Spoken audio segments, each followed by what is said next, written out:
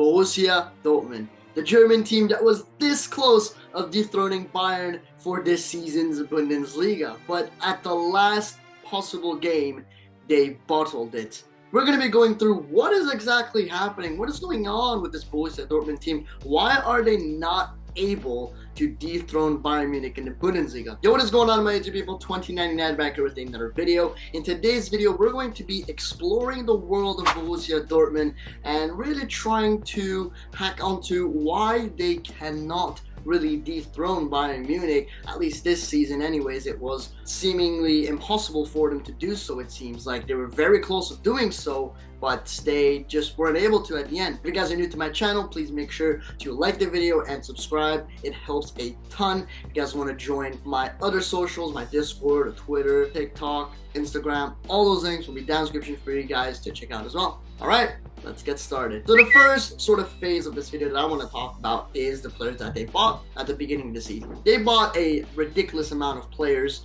compared to other teams in the Bundesliga. They've bought the likes of Haller for around 31 million from Ajax. We're going to be talking about him later on in the video. As you guys know, he got that cancer diagnosis, which he fortunately beat. Wasn't really able to help Borussia Dortmund this season. Now, if it wasn't for that, maybe Dortmund could have done better because they did struggle in the striker position. They also got Karim Adeyemi, the youngster. The former Salzburg man couldn't really do much either. I mean, I obviously would not call him a flop and such, but wasn't really influential for Dortmund if we're being honest. I mean, he did have a few good games there and there, but overall just wasn't good enough. And then we've also had the likes of Nico Schlotterbeck, the centre back, one of the bigger ones that Borussia Dortmund have got, who has been really good, to be fair to him. You know, he stood his ground, he was good at Freiburg last season, and has been great for Dortmund this season as well. And then we've got some other youngsters, Julien Duranville, who he was bought from Anderlecht. He's only 16 years old, and I'm 20 years old sitting here making this video. That just shows how much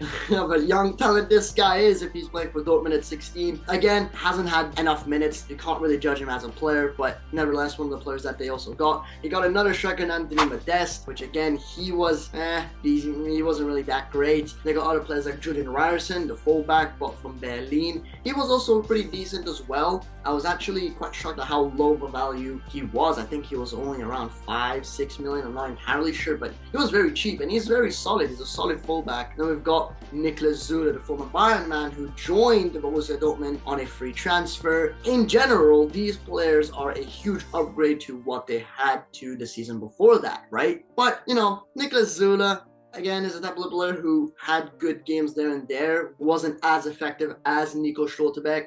A lot of the youngsters, you know, Duranville, Adeyemi, they didn't really have the time to really adapt and do well, obviously. And then they've also got that one player that I want to talk about is Bino Gittins, who they didn't buy him, but they pretty much promoted him from the academy up to the main team. And he's a player that in a few games that he's played was actually very decent. He was very, very good. So you're starting to see all of these young faces for Borussia Dortmund that are shaping up for the future. Will that future team be able to dethrone Bayern? That is something that we're going to have to wait and see. But that's for the arrivals, the players that Borussia Dortmund bought. But was that necessarily enough to beat Bayern? They were very close. A lot of people are going to argue the fact that the one reason as to why Dortmund was this close of winning the Bundesliga title was because Bayern pretty much self-sabotaged themselves. I'm a Bayern Munich fan myself, but I'm going to be the most transparent and the most honest here. I'm not here to bash on Dortmund. This is not what this video is about. It's about my honest opinion and, well, sort of reaction to whatever's been going on with this club. And to be quite honest with you, it is true that Bayern did self-sabotage themselves by sacking Nagelsmann. I mean, we were running away, it seems like, with the league until he got sacked, and it sabotaged us not only in the Bundesliga but in the Champions League and in the Pokal as well. But that's a topic for another day.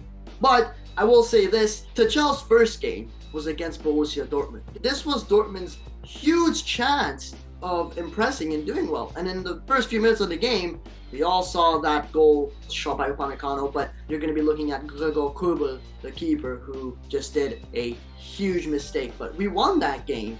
Bayern Munich won that game. And then it really begs the question, well, what is Dortmund doing? And it seems that every time they get this chance of beating Bayern and, you know, potentially getting the better of them, they always seem to drop points in other areas, which is very weird to see. I'll give you an example right now. we saw Borussia Dortmund play against Stuttgart in a game that ended 3-3. They were winning 2-0 after the first half from goals by Sebastian Haller and Daniel Malen, and then seemingly after that they conceded 3 goals by Stuttgart, who, by the way, had a man down. 10 men Stuttgart tied the game with Borussia Dortmund. They were actually leading Borussia Dortmund in the last second and 92nd minute with a goal from Giovanni Reina. And then the last kick of the ball, Silas, the FIFA man, as a lot of people know him as, scored a goal to tie the game, and that was a 3-3 end. Now, if that game would have been won by Borussia Dortmund, they would have most likely been champions by now, right? We go to that last game, Borussia Dortmund, where all they need to do is just win the game, and they played against Mainz. And against Mainz, guess what they do? They tie the game again. They were actually losing 2-0 until they scored 2 goals, one in the 69th minute by Rafael Guerreiro and one at the last second by Nicolas Zule in the 96th minute, but that was pretty much pointless because Bayern had already won the title by then. These are the sort of games that you look at from Borussia Dortmund and you're like, well, you guys, it's sort of your fault for not winning against these teams. And, you know, whenever Bayern drops points, Dortmund has a chance to take them over, but they don't. They don't. And it's frustrating to see in some way. I mean, even as a Bayern fan, you look at that, you're like, how are we still first? Or how are we still winning the Bundesliga title? And if you're a Dortmund fan, it's just unfortunate that you have to put up with this every week. The players have to do better. The team has to do better. The management has to do better. And it's not a good look for the Bundesliga either. When you're seeing these type of stuff, you know, we've had a lot of fans from other leagues and clubs laughing at Dortmund and the Bundesliga as well. And it's unfortunate. It really is unfortunate. This title was for Dortmund to take, but they bottled it not once, but twice, and probably even more throughout the season. In a season where Bayern was at its worst in so many years, Dortmund couldn't win it. So does that beg the question? Will Dortmund ever win the Bundesliga title? We're just going to have to wait and see. But with the talent and the players that they got, and the one player that I completely forgot to talk about was Jude Bellingham. And a player like him, I feel like kind of does deserve more. I did feel bad for him because he really is a player that deserves more. Then we got players like Marco Reus, who've been with Dortmund their whole lives, or almost their whole lives anyways, and still couldn't win it. And it's tough to see. Julian Brandt is one last player I also want to talk about. Has been fantastic the whole season.